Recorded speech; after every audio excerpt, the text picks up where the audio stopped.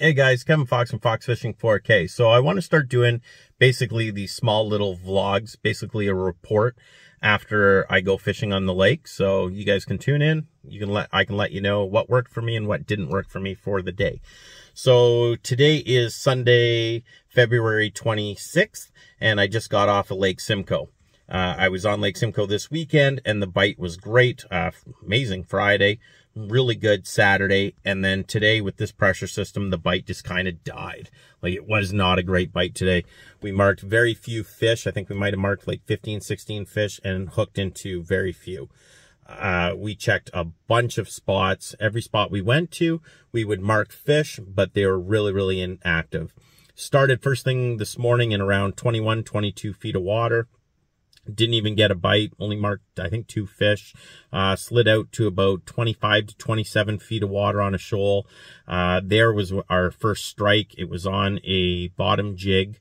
After that, all of our bites were on top hooks. And I think we only had one more bite in that depth of water. The rest of our bites came from 31 to 37 feet of water. We didn't go and try any deeper than that, but we did notice on the camera over the edge of the shoal, it dropped down to around 40, 41, where the shoal met silt, and we could see a few whiteys channeling and traveling back and forth there. We only stayed out for a half day this morning, so if I was staying out a little bit longer, I would have definitely tried slipping down a little deeper and seeing if it was any better. What we found for baits today is we switched up a few things. They were still biting on like a menace jig that looked kind of like a goby, but they started actually biting on a little bit better on the silver one, anything that kind of resembled a minnow. Our high hooks, they would not bite anything. We always run like soft plastics and microplastics for them, and a lot of times we'll run stuff that's like a worm or a small goby bait up there. They wouldn't hit it today. Tried on a lot of fish. They'd come in, look at it, and leave. It wasn't until about 10:30 a.m. cycling through plastic nymphs and different baits that we finally got a fish to strike on the high hook, and it was on I think it's about 1.25 inches. They're the gulp minnows, the really tiny minnows. They usually use them for crappie, and that's what they started biting on, so that's what we started using. So if you're going out Monday, February 27th, and you want to start somewhere, and you're marking fish, and this pressure system's got them all messed up, if you have any of those little power gulp minnows, bring some with you and try them out. Hopefully they work for you guys. That's what we found they're biting on the best today. So yeah, it basically seemed like a minnow bite today. As for high hook height, because the fish were so shut down, we had to really adjust that height. Basically like drop shotting bass. You know, when they're really shut down, you have to adjust that height. The same thing for the whitefish. If they're really active, we can get them on a real high hook. Today, we only had a bite window of, I would say, about 2 or 3 inches in front of that fish. They would come in like this. The whitefish would come in. They might move up 1 or 2 inches or down maybe 1 inch. So that's it. We only had about a 3-inch bite window today. They're so negative. So basically, in order to get them to bite the high hook, we had to have it above the jig, about 12 to 15 inches above the jig. If it was any higher than that, you weren't getting bit on a high hook. And they were very not interested in the bottom jig today. I think we only got 1 fish on a bottom jig.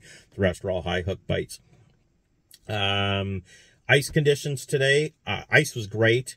That little cold snap we had at the end of last week really helped out. We launched from West Street and ran from basically West Street, trying spots all the way 3/4 of the way, 5/8 of the way to Thor Island. And we had good ice the whole way. I don't think we drilled through anything less than 7 or 8 inches. Once we were about 3/4 of the way to Thor on that outer ice, just be careful because it gets really jagged. It goes from a real smooth, snow-covered ice to this real broken, jagged pack ice. So you really got to watch that kind of stuff, just because it's really rough and you're going to hit it. It's going to be like a direct line of just all pack ice. One good thing about it, though, is when you drill through it, you got probably 24 to 28 inches of that stuff. It's super thick. So it's super safe out on that stuff. Where it wasn't safe, though, is coming back at Whitefish Shoal. Logan was coming in earlier.